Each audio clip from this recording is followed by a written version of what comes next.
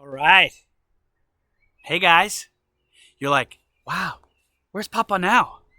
Well, if you remember, the last time we were together, Polly and Diggory were in a study. And then, when Polly vanished, Diggory had to go as well. And when they did, they took the rings, and suddenly, they were someplace else. Where are they going to be? Well, I think it's someplace like this. They're going to be in a new land, a new place. So, let's read chapter 3, The Wood Between the Worlds. Uncle Andrew and his study vanished instantly. Then for a moment, everything became muddled. The next thing Diggory knew was that there was a soft green light coming down on him from above, and darkness below. He didn't seem to be standing on anything or sitting or lying. Nothing appeared to be touching him. "I believe I'm in water," said Diggory, "or underwater." This frightened him for a second, but almost at once he could feel that he was rushing upwards. Then his head suddenly came out into the air, and he found himself scrambling ashore, out onto smooth, grassy ground, at the edge of a pool. As he rose to his feet, he noticed that he was neither dripping nor panting for breath as anyone would expect after being underwater. His clothes were perfectly dry.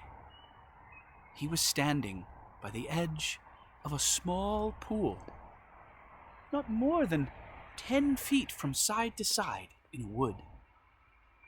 The trees grew close together and were so leafy that he could get no glimpse of the sky. All the light was green light that came through the leaves. But there must have been a very strong sun overhead, for this green daylight was bright and warm. It was the quietest wood you could possibly imagine. There were no birds, no insects, no animals, and no wind. You could almost feel the trees growing. The pool he had just got out of was not the only pool. There were dozens of others. A pool every few yards as far as his eyes could reach. You could almost feel the trees drinking the water up with their roots. The wood was very much alive. When he tried to describe it afterward, Diggory always said it was a rich place, as rich as plum cake. The strangest thing was that almost before he had looked about him, Diggory had half forgotten he had come there. At any rate, he was certainly not thinking about Polly, or Uncle Andrew, or even his mother. He was not in the least frightened, or excited, or curious. If anyone had asked him, "Where did you come from?" he would probably have said, "I've always been here." That was what it felt like, as if one had always been in that place and never been bored, although nothing had ever happened. As he said long afterward, it's not the sort of place where things happen. The trees go on growing. That's all. After Diggory had looked at the wood for a long time, he noticed that there was a girl lying on her back at the foot of a tree a few yards away. Her eyes were nearly shut, but not quite, as if she were just between sleeping and waking. So he looked at her for a long time and said nothing. And at last she opened her eyes and looked at him for a long time. And she also said nothing.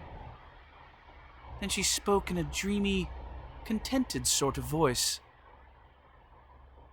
"I think I've seen you before," she said. "I rather think so too," said Diggory. "Have you been here long?"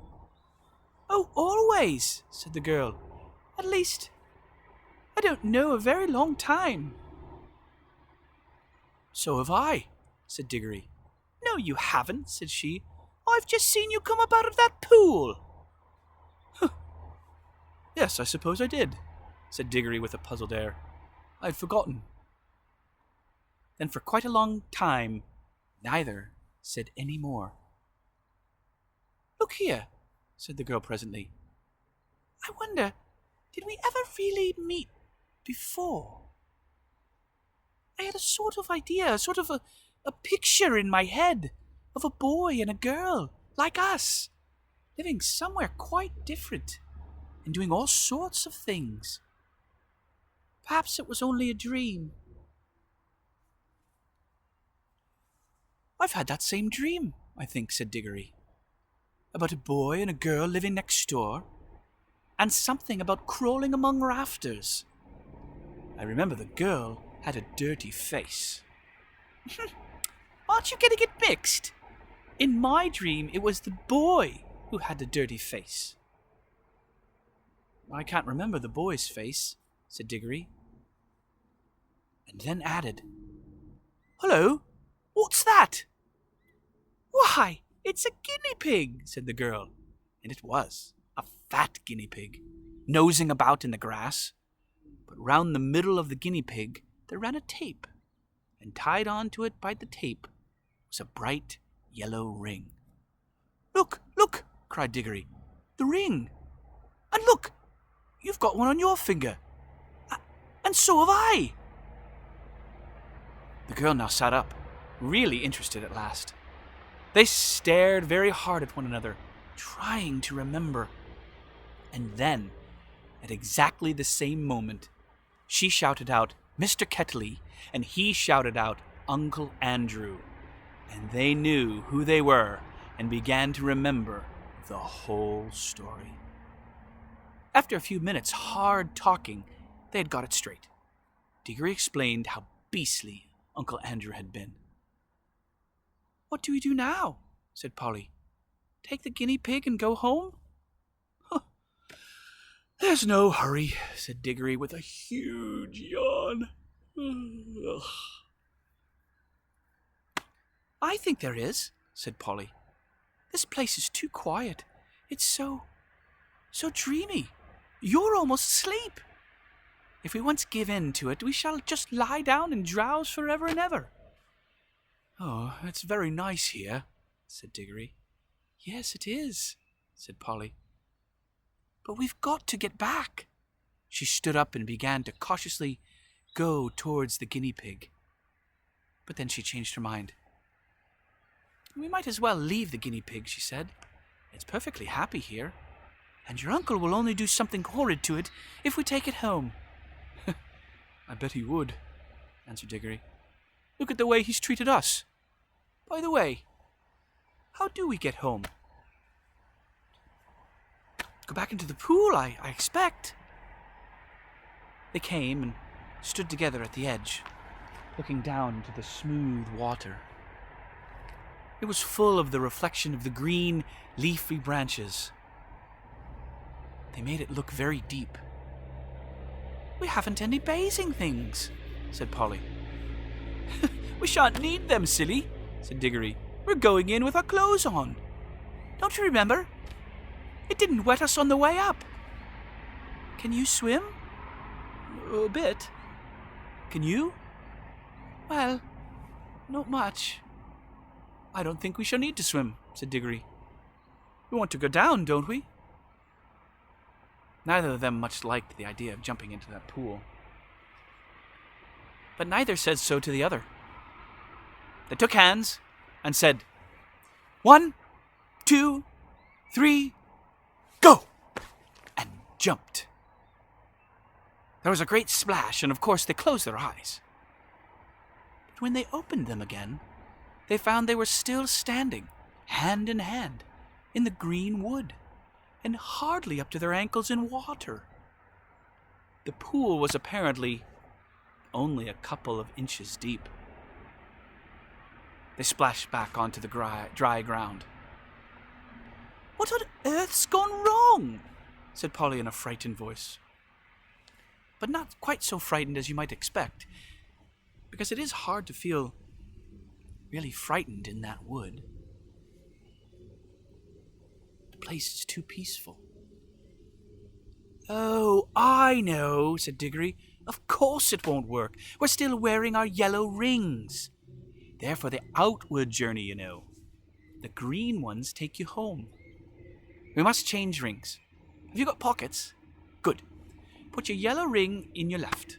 I've got 2 greens. Here's one for you. They put on the green rings and came back to the pool. But before they tried another jump, Diggory gave a long, "Oh!" "What's the matter?" said Polly.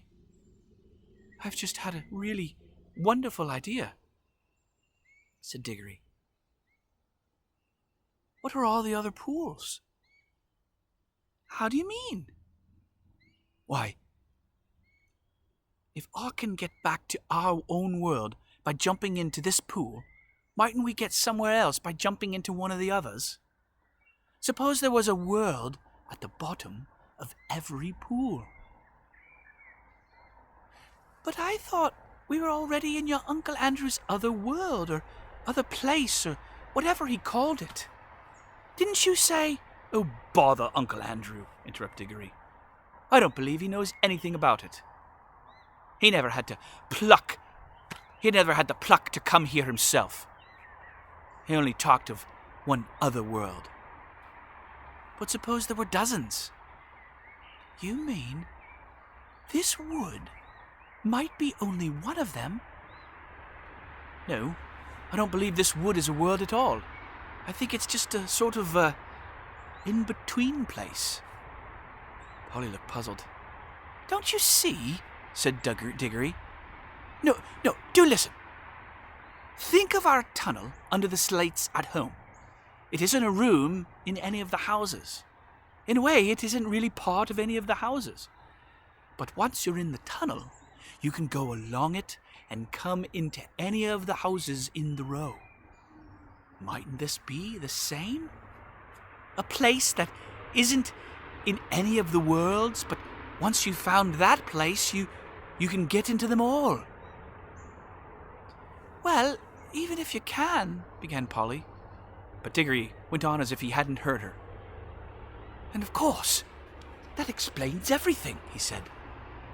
"That's why it's so quiet and sleepy here. Nothing ever happens here.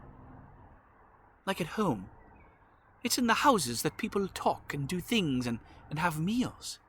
Nothing goes on in the in-between places, behind the walls and above the ceilings and under the floor, or in our own tunnel. But when you come out of our tunnel, you may find yourself in any house. I think we can get out of this place into jolly well anywhere.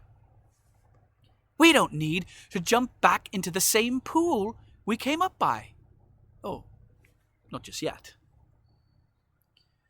"The wood between the worlds," said Polly dreamily.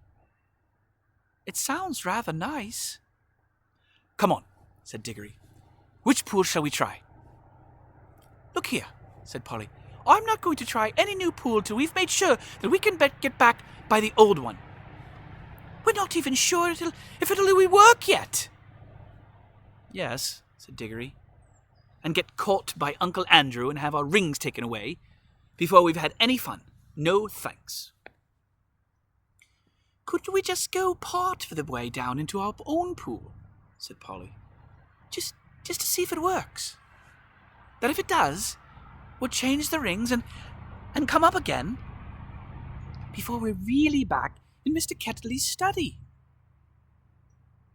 "Can we go part of the way down?"